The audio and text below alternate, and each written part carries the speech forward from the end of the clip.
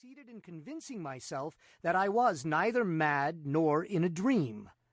Yet when I described the monster, which I distinctly saw and calmly surveyed through the whole period of its progress, my listeners, I fear, will feel more difficulty in being convinced of these points than even I did myself.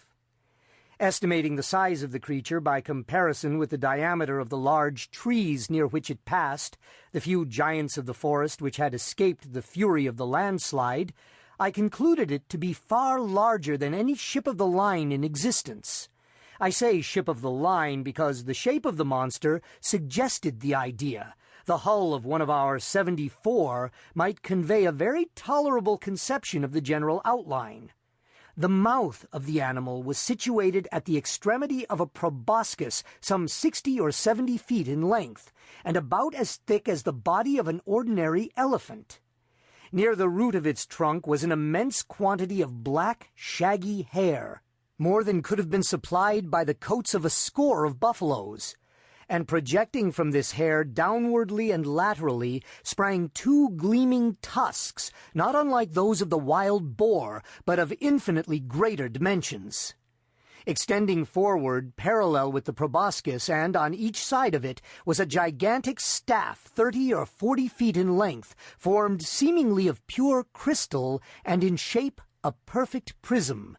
It reflected in the most gorgeous manner the rays of the declining sun. The trunk was fashioned like a wedge with the apex to the earth. From it there were outspread two pairs of wings, each wing nearly 100 yards in length, one pair being placed above the other, and all thickly covered with metal scales, each scale apparently some 10 or 12 feet in diameter. I observed that the upper and lower tiers of wings were connected by a strong chain.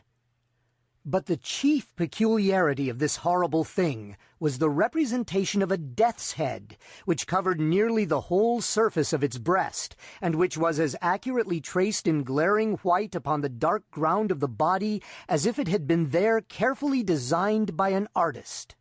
While I regarded the terrific animal, and more especially the appearance on its breast, with a feeling of horror and awe, with a sentiment of forthcoming evil which I found it impossible to quell by any effort of the reason, I perceived the huge jaws at the extremity of the proboscis suddenly expand themselves, and from them there proceeded a sound so loud and so expressive of woe that it struck upon my nerves like a knell. And as the monster disappeared at the foot of the hill, I fell at once, fainting, to the floor. Upon recovering, my first impulse, of course, was to inform my friend of what I had seen and heard, and I can scarcely explain what feeling of repugnance it was which, in the end, operated to prevent me. At length, one evening, some 3 or 4 days after the occurrence, we were sitting together in the room in which I had seen the apparition, I occupying the same seat at the same window, and he lounging on a sofa near at hand. The association of the place and time impelled me to give him an account of the phenomenon. He heard me to the end, at first laughed heartily, and then lapsed into an excessively grave demeanor, as if my insanity was a thing beyond suspicion. At this instant I again had a distinct view of the monster, to which, with a shout of absolute terror, I now directed his attention. He looked eagerly, but maintained that he saw nothing, although I designated minutely the course of the creature as it made its way down the naked face of the hill. I was now immeasurably alarmed, for I considered the vision either as an omen of my death, or worse, as the forerunner of an attack of mania. I threw myself passionately back in my chair, and for some moments buried my face in my hands. When I uncovered my eyes, the apparition was no longer apparent. My host, however, had in some degrees resumed the calmness of his demeanor, and questioned me very rigorously in respect to the conformation of the visionary creature.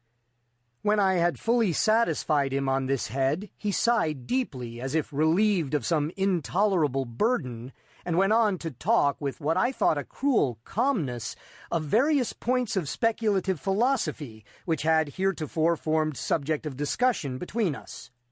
I remember his insisting very especially, among other things, upon the idea that the principal source of error in all human